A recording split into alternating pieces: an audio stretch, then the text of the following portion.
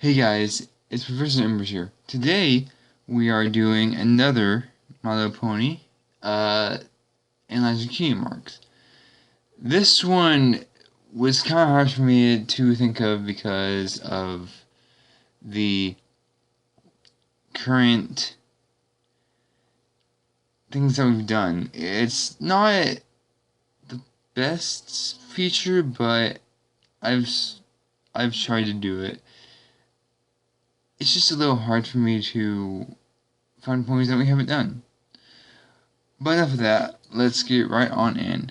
And some of these might have two ponies, and that's gonna be fun for me to explain. So, let's go. First, we have Simpson Snails. Simpson Snail, those two come with the nursery rhyme, actually. So, Simpson Snails. But first, their Q marks. The Q marks are Snips and a snail. With scissors, honestly. But they're mostly together. And they do act kind of childish, which they are. I wouldn't say that they're that much of a helping kind of characters. Snails, what we know about snails, well, they're actually slow. So that would be literal. He's not really fast at thinking, so I mean, I wouldn't really think of anything like that. Snips. I would say symbolic in the way that he doesn't really have any, I'm not sure. I can't really think of any evidence why he would be called Snips and have a Q mark that is scissors. That kind of perplexed me the first time as well. But that's all I can really say. Now, the nursery rhyme for Simpson Snails is what are little boys made of? Simpson Snails and Puppy Dog Tails. That's what little boys are made of. I didn't really make sense of this the first time. I didn't know what they were really trying to imply, but it was a nursery rhyme dating back in the 19th century. And honestly,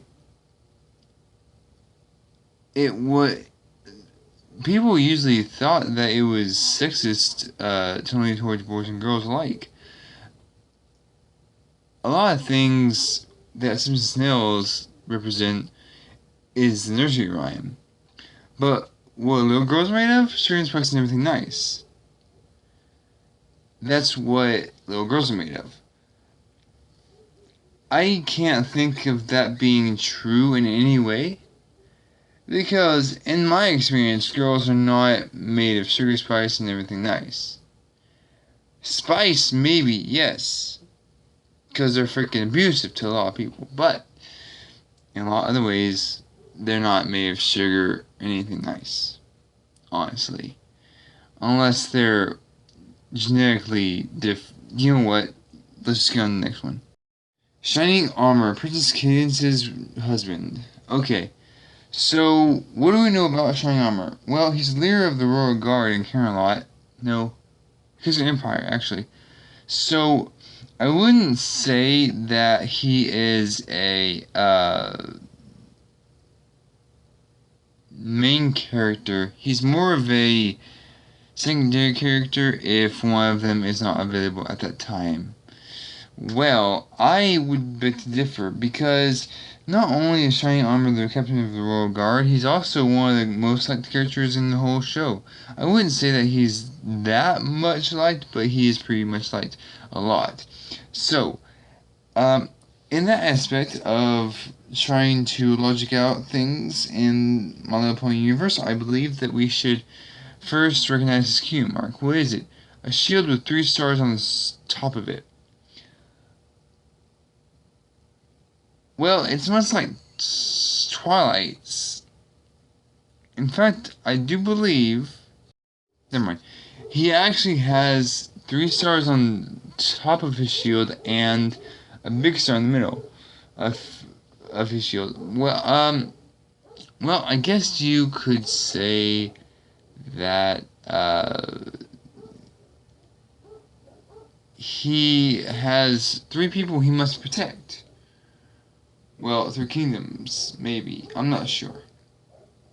Because of the kingdoms we know, there's Crystal Empire, Candlelight, and Ponyville. If that can even be one. But, the big star is himself. You must not Twilights. The 3 people he must protect are his mother, father, and his little sister, Twilight. I wouldn't say that his is symbolic. I would say literal because, well, actually no, it's the same as Twilight's. Go back and watch that video. It should be on a playlist or whatever. But it should be the same as Twilight's, symbolic, maybe. But I don't know how that would contain all the aspects that I need to say. It could also represent, it could be represented too, because of the kingdoms he might protect. Crystal Empire, Candlelight, Ponyville. How is there much difference between Twilight and Shining Armor? Well, none, except for the brother and sister. But how would you think about the ways that they are not similar? Or similar. Either way, it's different to think about either one. You have most of everything to think about, honestly.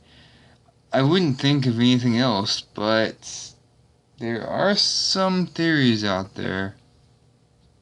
Here we go. Pear butter. Well, no, not pear butter. Berna. Sorry, I'm getting confused. Berna is a acorn farmer. I would say that she has a butternut acorn, maybe? I don't know. The only thing I can think of that has butternut in it is butternut squash. But acorn farmers have a lot of different stuff. The only time we've ever seen her is in the best gift ever, which was special. I don't even know what to say. Well, we could say that she could. She's very nice, but she looks very tired, honestly. I wouldn't say that she's really tired of acorn farming, but I mean, it's a large possibility that she might be. I'm not saying she is or anything, I'm just saying she might be, but that is highly unlikely. Her cue mark is literal because she lives on a acorn farm. I can't really think of anything else to say about it, but if I had to say anything, I guess it would be, well, she's just looks tired, I guess. That's part of her character. Other than that, I'm at a loss at this one. Flim and Flam. Okay. This is actually also symbolic of the, kind of... You ever heard of a Flim Flam guy? He says one thing and then turns around to the next or something like that. I'll sell you this car, but, and then he sells it to the completely other guy. That's what kind of Flim Flam does. We've seen them in the Super Squay 6,000 Sire Sweet, something like that. And we've seen them in a lot of other episodes. Best gift ever, that was a pretty good one. So what happens is they do cider They run an amusement park, and they've made something way different. They've made tons of bits, which is money in the My Little Pony universe, and I do not know. There's a lot more to go into this than I can think of. Let me think. There is a lot of different things I can say about this. Flam. If you look closely, Flam completes Flam.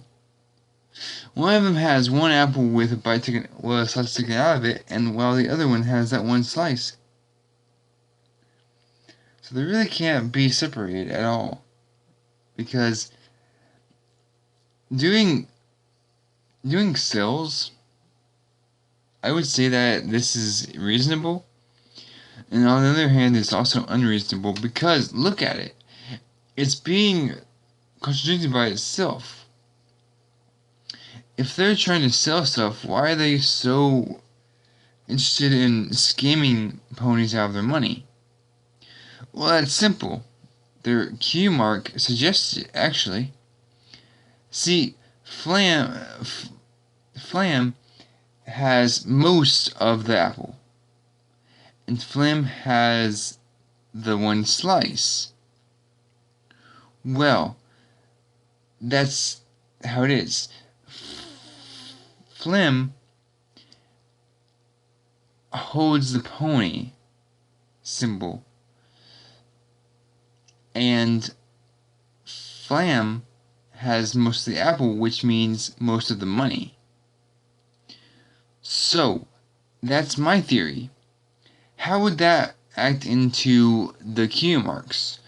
Well, honestly, we did think of them as just making cider. That is part of it, but they also try to scam ponies out of their money for the cider. I wouldn't say that's how it would have worked, but they did get run out of town. And I did believe that even though they might make cider, that they also might scam ponies. That's how their Q mark was made, I believe. That could be wrong and that could be right. I'm not sure. But until I have confirmation from the creators of My Little Pony, I'm sticking with that theory. Babsy, this one follows me dear to my heart.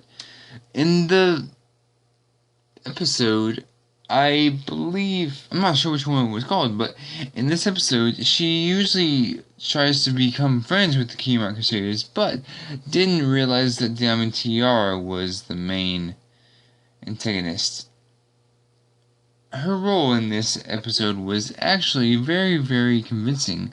She wanted to be with Diamond Tiara, but she was just playing along with the Keymark Crusaders. I wouldn't say that she enjoyed being mean or anything, but she was a bully from the East. I wouldn't really say that's much of her character, but as we do see, she has 3 seeds. Now, I'm not going to say anything about the main 6 like they had 3 key marks or anything like that. I'm going to say that she has much of what we would expect from just a low-life kind of pony. I'm not saying she is low-life, I'm just saying she might act like one just because she wants to seem cool. We all know that we shouldn't act cool around our friends just because of that, right? Well, in her case it's not really true because she doesn't have any parents, except for the Kiyama Crusaders. Those are only friends, and she doesn't have much. She has many friends, in Ponyville that is, but I wouldn't say Diamond Tiara was one of her actual friends. She was more of a,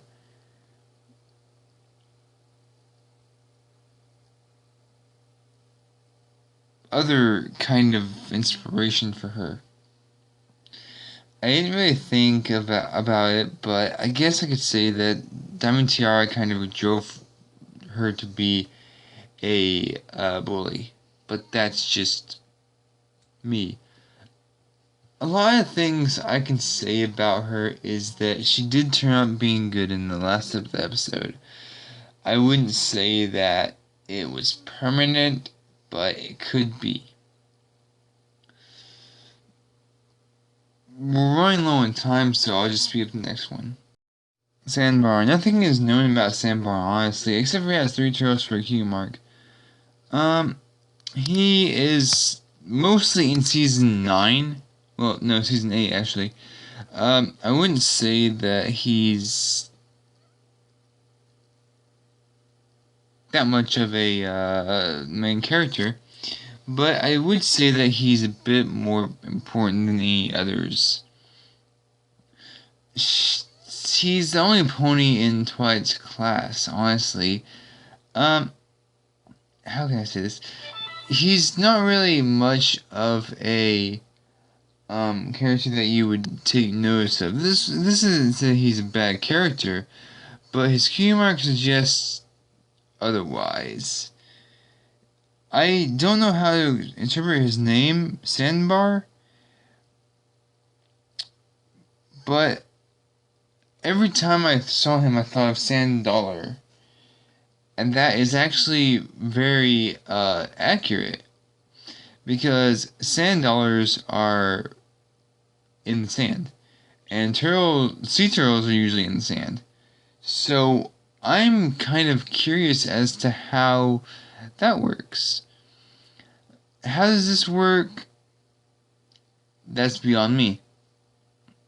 But one thing does concern me.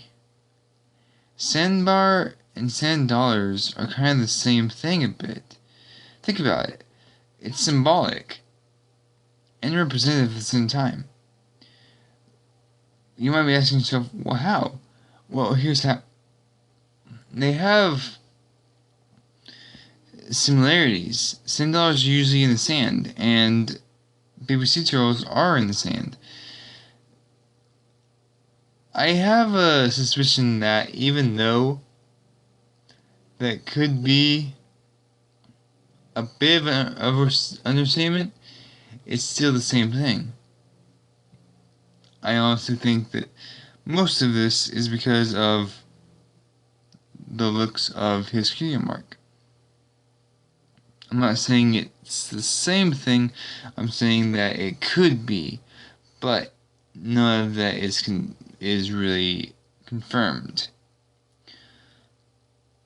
But with that, I have to say that class is dismissed.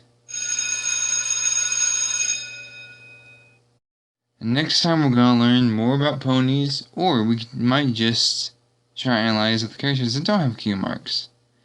Until then, see you guys.